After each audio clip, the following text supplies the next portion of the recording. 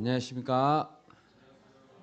예, 오랜만에 또 선교하고 오신 선교사님 감사합니다. 또 참여해 주셔서 감사드리고 우리 옆 사람과 이렇게 인사하면 좋겠습니다. 하나님 안에 참 기쁨이 있습니다. 예, 하나님 우리에게 기쁨을 주시는 줄 믿습니다. 예, 아멘. 예, 지난 주 중에 기쁜 소식 하나가 들렸습니다. 여러 소식도 있었지만 전화벨이 울려서 전화를 받았더니 우리 김간사님의 들뜬 목소리였습니다. 목사님 드디어 태어났습니다. 산모도 건강하고 아기도 건강합니다. 기도해 주셔서 감사합니다. 이런 소식이었습니다. 우리 간사님 가정이 결혼 후에 아기를 기다렸는데 지난 겨울에 필리핀 단기 선교 다녀온 후에 하나님이 아기를 주셔서 출산하게 된 것이 너무도 감사했습니다. 우리 바울교회 전체에 큰 기쁨의 소식을 주신 하나님께 감사합니다. 네, 아멘. 세상에는 많은 뉴스가 있습니다. 그런데 매일 뉴스에 나오는 소식들 중에는 슬픈 소식들이 더 많은 것 같습니다. 지난주만 해도 국내외적으로 보면 여러 사고도 있었고 또 안타까운 소식들도 많았습니다. 그런데 오늘 본문 10절에서 천사는 이렇게 말합니다. 내가 온 백성에게 미칠 큰 기쁨의 좋은 소식을 너희에게 전하노라. 여러분, 아기 예수님의 탄생 소식은 모든 백성, 온 세상 사람들에게 기쁜 소식, 희망의 소식입니다. 네, 아멘. 오늘 말씀의 제목은 기쁜 소식을 전합니다입니다. 이 시간 왜 아기 예수께서 태어났다는 것이 기쁜 소식인가 생각해보고 우리가 전심으로 기뻐할 수 있기를 바랍니다. 첫째는 왜 기쁜 소식인가 했더니 하나님의 오래전 약속이 성취되었기 때문입니다. 1절을 보십시오. 그때 가이사 아구스도가 영을 내려 천하로 다 호적하라 하였으니 가이사 아구스도는 제정 로마 시대의 초대 황제인 카이사르 아우구스투스를 가리킵니다. 가이사 아구스토는 로마 제국의 모든 권력을 거머쥔 강력한 왕이었습니다. 가이사라는 먼저 나오는 이 단어는 그의 길다란 이름 중에 들어간 한 단어였지만 아구스토라는 단어는 로마 원로원이 그에게 붙여준 존엄한 사람이라는 칭호였습니다. 사람들은 그를 신처럼 떠받들었습니다. 이런 가이사 아구스토가 명령을 내려서 모든 로마 제국의 백성들은 호적하라 라고 한 것입니다. 모든 사람은 호적하기 위해서 각각 자기 고향으로 돌아가야만 했습니다.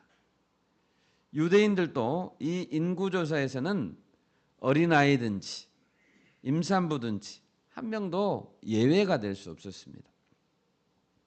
직장에 다니는 사람은 휴가를 내야 됐고 장사를 하는 사람들도 소일간 가게 문을 닫고 호적하러 가야 했습니다.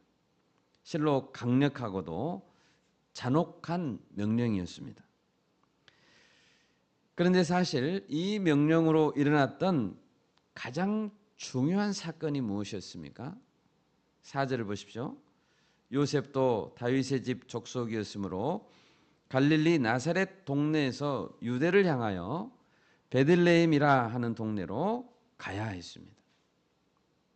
나사렛에서 베들레헴까지 구글 지도로 찾아보니까 150km 거리였습니다. 그런데 그 당시에 열악한 도로 사정을 생각하면 200km 이상의 거리라고 봐야 합니다. 만삭인 마리아가 베들레헴까지 가야만 했던 그 험한 여정은 가이사 아구스도의 잔인한 명령 때문이었습니다. 그리고 그것은 성경의 가장 중요한 예언을 성취하는 사건이 되었습니다. 하나님은 오래전 다윗에게 약속하셨습니다.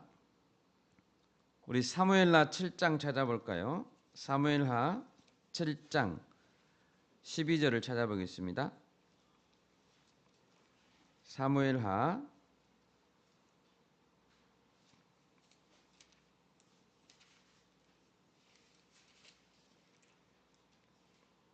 7장 12절 13절 말씀입니다. 구약성경 473페이지인데요. 12, 13절 같이 읽겠습니다. 네 수완이 차서 네 조상들과 함께 누울 때에 내가 내 몸에서 날 내 씨를 내 뒤에 세워 그의 나라를 견고하게 하리라. 그는 내 이름을 위하여 집을 건축할 것이요 나는 그의 나라 왕위를 영원히 견고하게 하리라. 아멘. 다윗의 자손 중에서 영원한 왕이 나올 것이라는 하나님의 약속이었습니다. 또한 미가 선지자를 통해서 예언하는 것이 성취되기도 했습니다. 미가서 5장 2절을 제가 읽겠습니다. 베들레헴 에브라다야 너는 유다 족속 중에 작을지라도 이스라엘을 다스릴 자가 네게서 내게로 나올 것이라. 그의 근본은 상고에 영원에 있느니라. 그 근본을 알 수 없고 그 기원을 알 수 없는 영원한 왕이 나올 텐데 그 장소는 바로 유대 땅 베들레헴이라는 예언이었습니다. 이런 구약 성경의 예언들은 본문의 누가복음이 기록되기 전 약 700년 전에 예언된 사건들입니다. 얼마나 오래된 사건들이 성취된 것입니까? 로마 황제 아우구스투스는 자신의 강력한 명령이 성경의 예언을 이루는데 사용될 것이라는 사실을 꿈에도 상상하지 못했을 것입니다. 여러분, 하나님의 약속은 반드시 성취됩니다. 예, 반드시 하나님의 약속은 성취됩니다. 예수님은 말씀했습니다. 마태복음 5장 18절입니다. 진실로 너희에게 이르노니 천지가 없어지기 전에는 율법의 1.1획도 결코 없어지지 아니하고 다 이루리라. 아멘. 이제 우리는 하나님의 약속을 믿기에 다시 오신다는 예수님의 말씀도 믿습니다. 예수님은 언젠가 반드시 다시 오실 것입니다. 사도행전 1장 11절입니다. 갈릴리 사람들아 어찌하여 서서 하늘을 쳐다보느냐. 예수님이 승천할 때 그렇게 전사들이 말했죠. 너희 가운데서 하늘을 올려주신 이 예수는 하늘로 가심을 본 그대로 오시리라. 아멘. 예, 우리는 이 약속을 믿습니다. 700년 만에 다윗의 자손 가운데 아기 예수를 베들레헴에서 태어나게 하시기까지 하나님은 얼마나 많은 사건들을 이리였고 저리였고 섭리하셨겠습니까? 700년 동안 이 약속을 이루기 위해서 우리는 우리가 살고 있는 이 하루 동안 수많은 일이 일어나고 있는데 왜 이 일이 일어나는지 나중에 어떤 일이 성취될지 우리는 잘 모릅니다. 요즘 우리나라를 보더라도 이 작은 나라에서 얼마나 복잡한 일이 일어나는지 이해가 되지 않습니다. 여러분, 우리 각자의 인생은 어떻습니까? 좌절하고 실패하고 실수하는 일들이 얼마나 많습니까? 그런데 우리가 반드시 알아야 될 사실은 하나님은 반드시 작정하신 일을 이룬다는 사실입니다. 아멘? 반드시 이루십니다.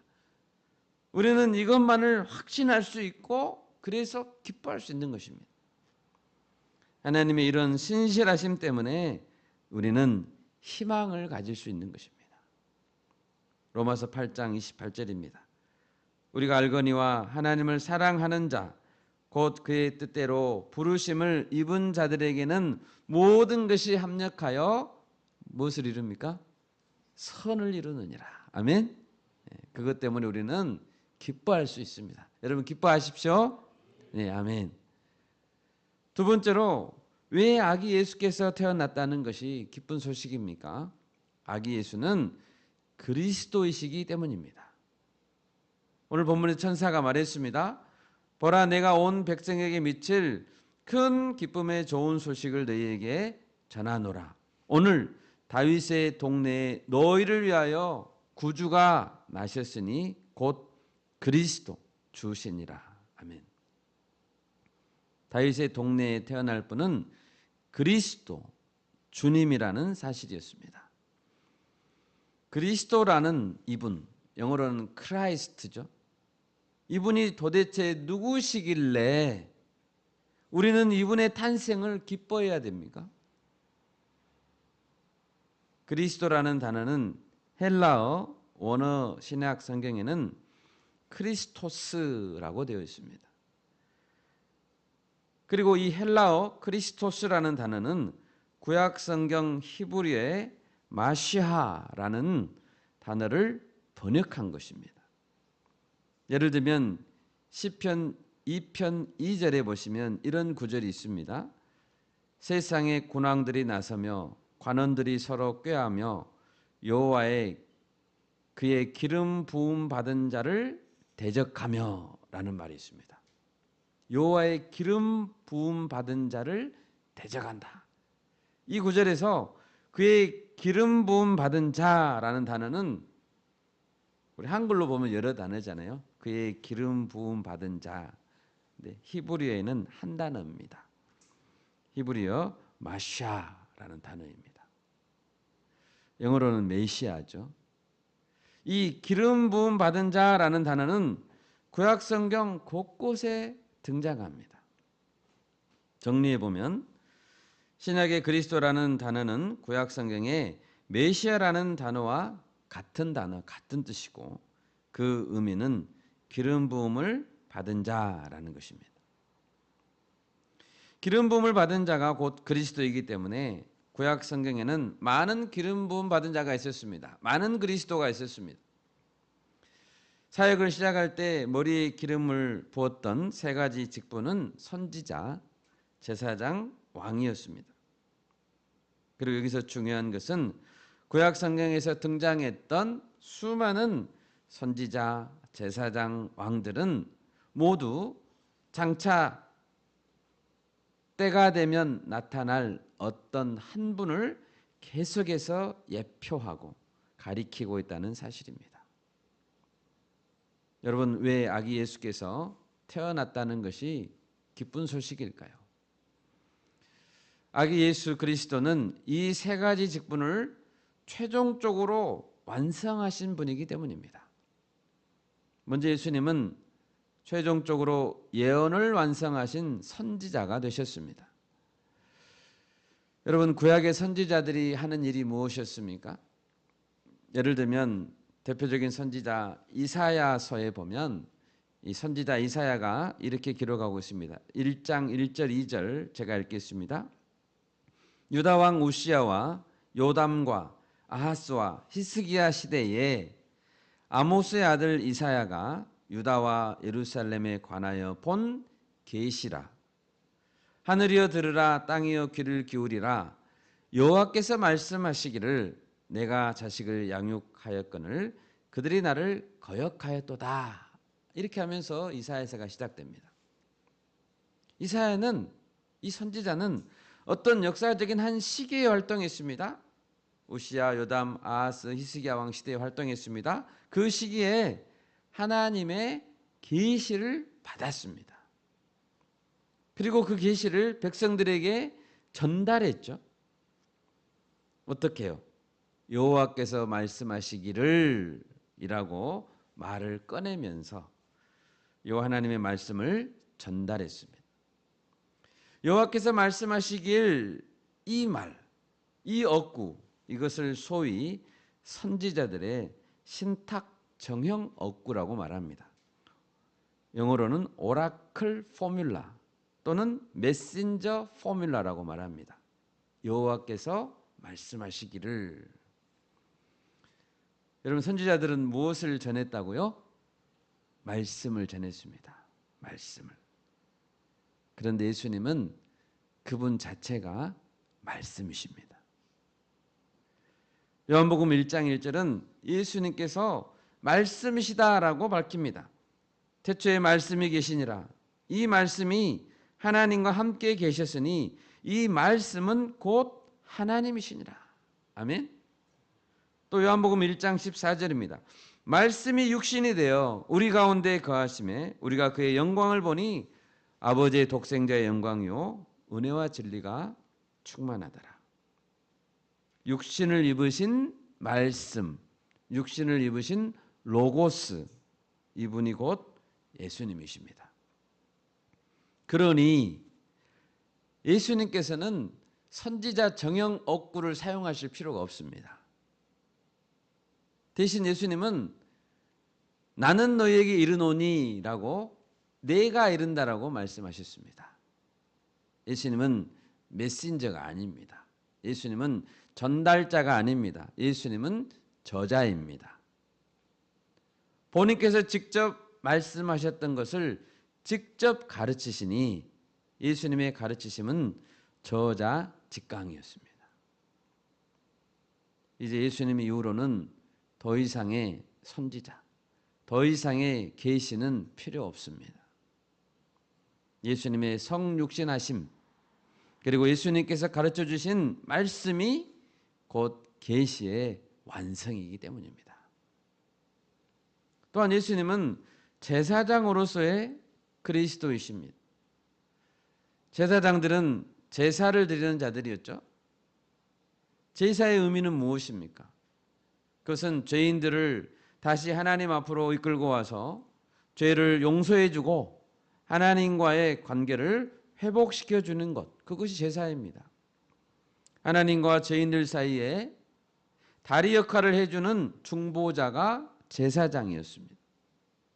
양이나 소나 염소에게 죄를 전가시키고 그 짐승을 죽여서 피를 흘리게 해서 죄가 씻어졌음을 확인했습니다. 그것이 제사입니다.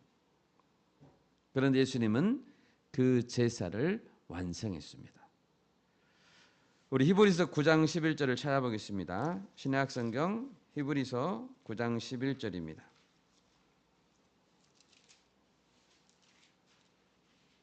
(362페이지) 신약성경 362페이지 히브리서 9장 11절과 12절을 같이 읽겠습니다.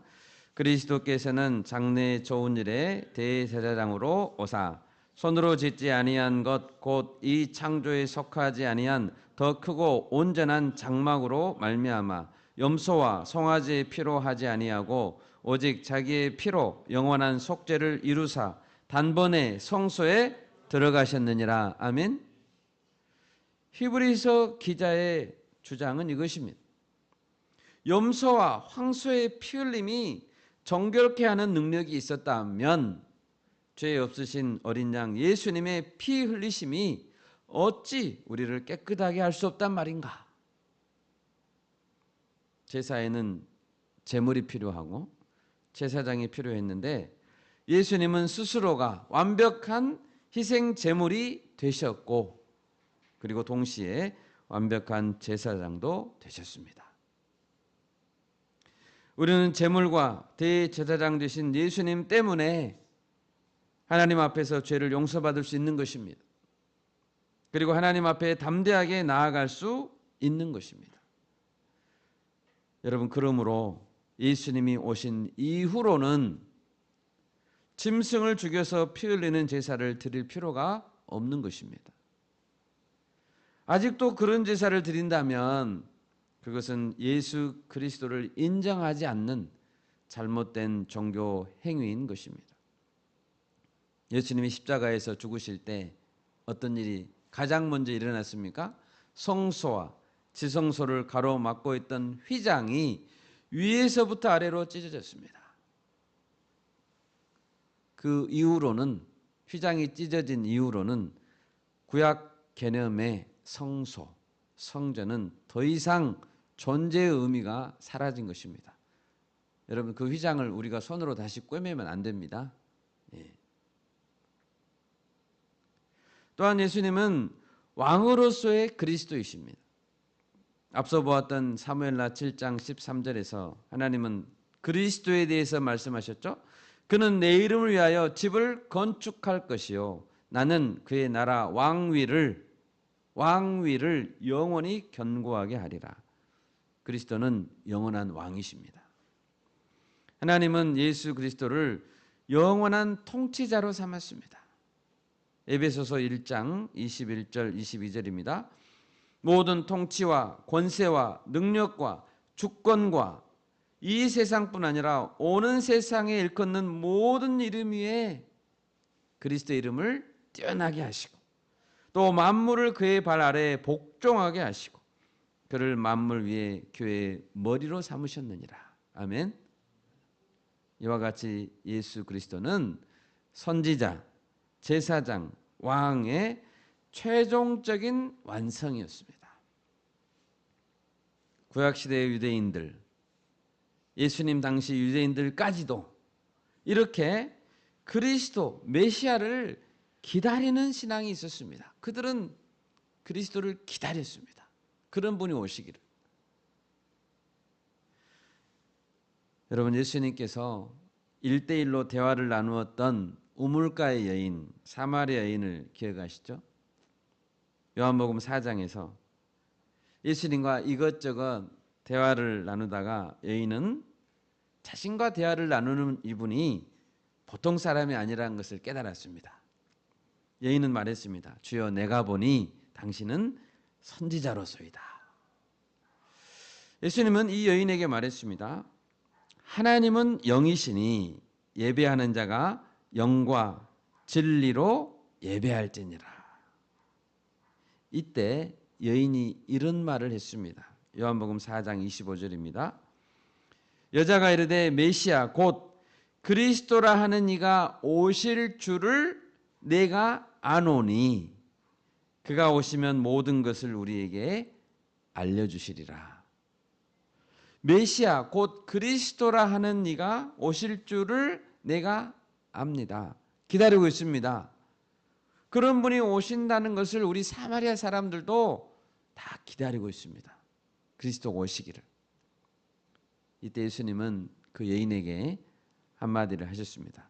요한복음 4장 26절입니다. 예수께서 이르시되 내게 말하는 내가 그라 라고 하셨습니다.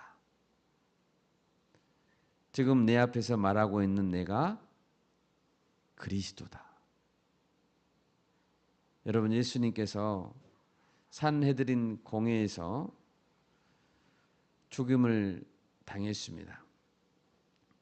산헤드린 공회는 예수님을 십자가에서 죽였습니다.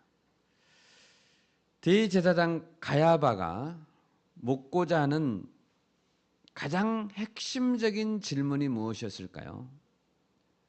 대제사장이 묻습니다. 갈릴리 나사렛 출신 33살의 한 랍비 청년이 십자가에서 죽어야 합니다. 왜 죽어야 했을까요? 우리 마태복음 26장 찾아보겠습니다.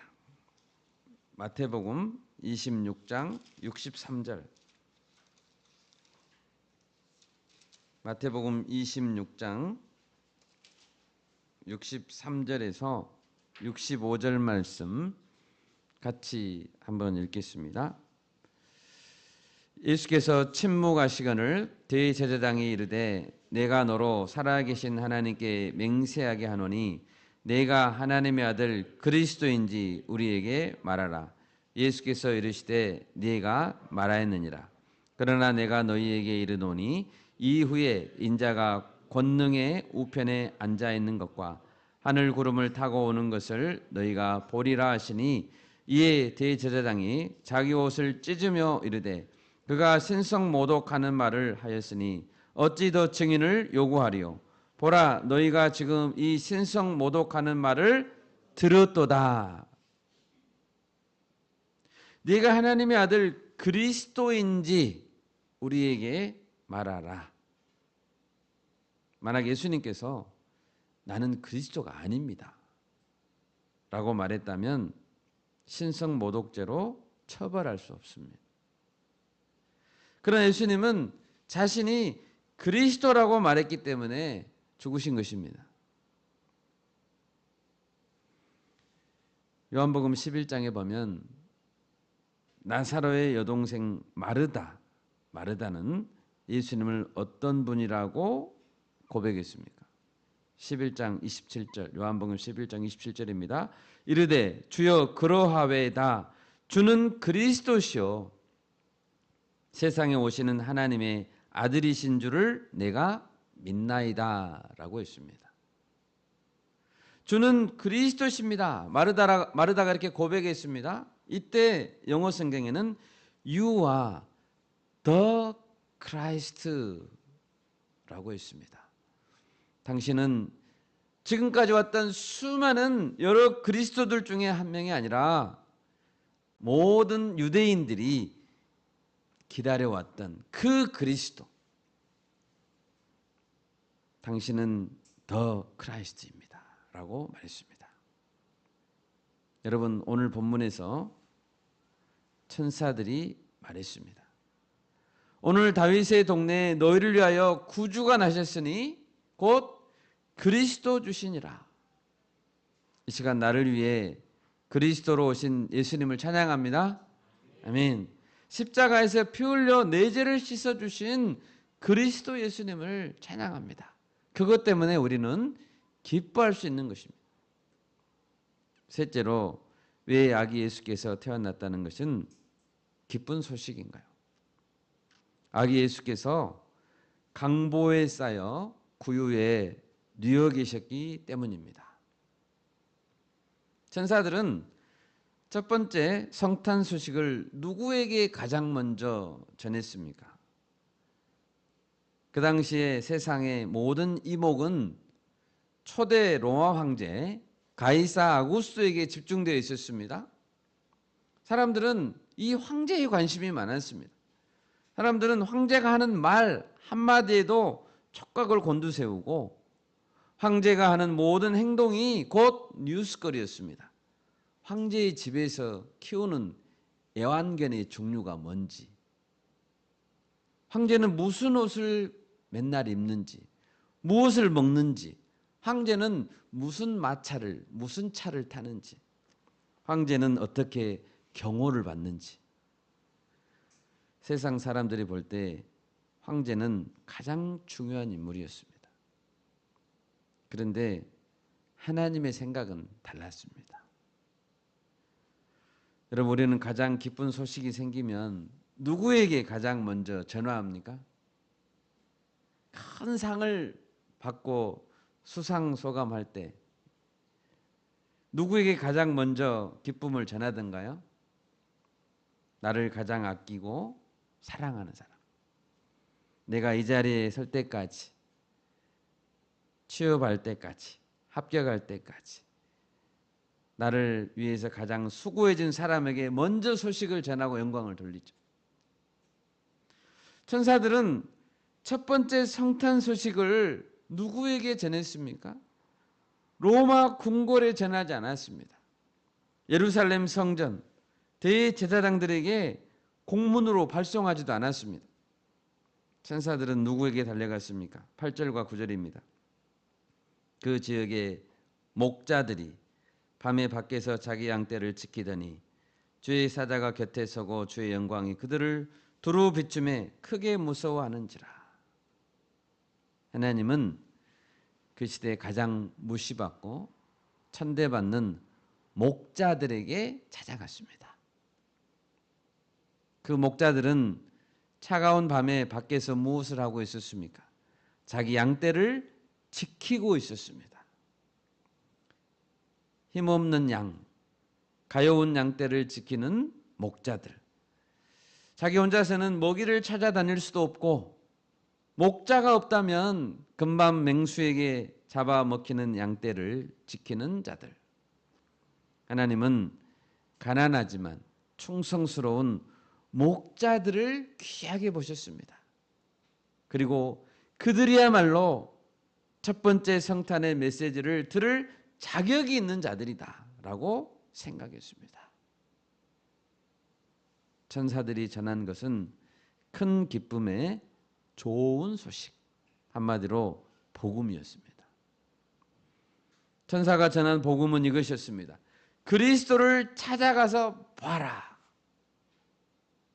가서 강보에 쌓여 구유에 누워 있는 베이비 그리스도를 찾아가서 봐라 하였습니다.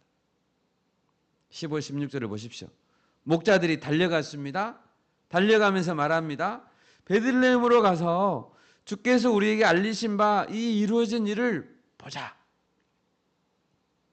그런데 천사가 주소를 알려주지 않았네요. 어디로 가야 됩니까? 그냥 베들레헴으로 가야 됩니다. 주소를 안 알려줬어요. 그러니까 주소를 찍어주지 않았기 때문에 목자들은 흩어져서 베들레헴을 다 뒤져야 됩니다. 베들레헴 동네 마구간을 다 뒤졌습니다. 집들을 뒤졌습니다. 혹시 배가 남산만하게 나온 여인을 보셨나요? 혹시 아기 울음소리가 어디서 난 거를 들으셨나요? 사람들을 자꾸 물었습니다. 드디어 목자들은 구유에 누인 아기를 찾았습니다. 그리고 젊은 부부에게 전했습니다. 천사가 나타나서 우리에게 말해줬습니다. 이 아기는 구세주이시고 그리스도 주님이시랍니다. 잘 믿어지지 않지만, 우리도 잘 믿어지지 않지만 분명히 우리가 들었습니다. 14절에서 하나님이 기뻐하신 사람들 중에 평화로다라고 했습니다. 만약 아기 예수님께서, 그리스도께서 로마 제국의 가장 화려한 건물, 궁전에 금으로 만든 침대, 번쩍번쩍한 베네 쪼그리에 쌓여 있다면 이것은 평화의 복음이 될 수 없습니다. 헤롯 왕과 부유한 대제사장들에 쌓여서 입에다가 은수저를 물고 태어났다면 은혜의 복음이 될 수 없습니다. 여러분, 예수님이 가난해서 지금 거기에 누워 계십니까? 예수님 돈이 없으신가요? 예수님은 돈이 없어서 이런 옷을 입고 이런 누추한 곳에 누워 계실까요? 예수님이 집이 없습니까? 집이 없어서 불쌍한 나그네 같이 사셨습니까? 아닙니다. 예수님이 거기에 계신 것은 우리를 위해서입니다. 가난한 목자들이 달려가서 보니까 도리어 목자들이 도와주고 싶은 마음이 들었습니다. 아, 이렇게 가련한 부부가 있다니, 이렇게 가련한 아기가 있다니, 여기에 누워있네. 가장 가난하고 가장 기구한 운명을 갖고 태어나신 그리스도이시기 때문에 우리는 그분 앞에 가면 할 말이 없는 것입니다. 여러분, 우리는 언제 우리의 마음이 슬픕니까? 여러분은 언제 마음이 쏘리하십니까? 남이 나를 알아주지 않고 나를 대접해 주지 않을 때 우리는 마음이 서글퍼집니다. 나는 할 만큼 다 하고 나는 다 내놓은 것 같은데 사람들이 나를 알아주지 않을 때 우리는 손해의식이 듭니다. 그런데 이때 우리는 아기 예수님 앞에 엎드려야 됩니다. 강보에 쌓여 구유에 누워 계신 주님, 십자가에서 물과 피를 다 쏟으시고 나를 위해 자신을 내어주신 주님, 여러분, 위로를 받으려고 하지 마십시오.